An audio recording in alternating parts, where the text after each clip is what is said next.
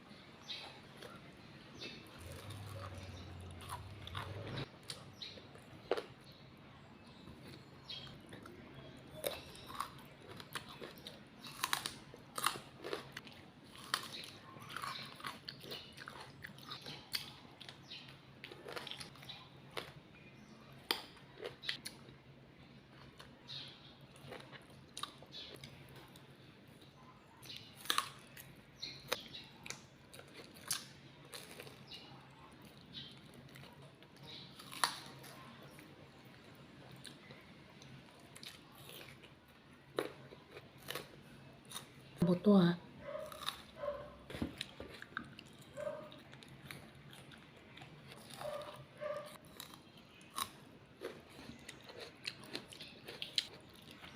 Yummy.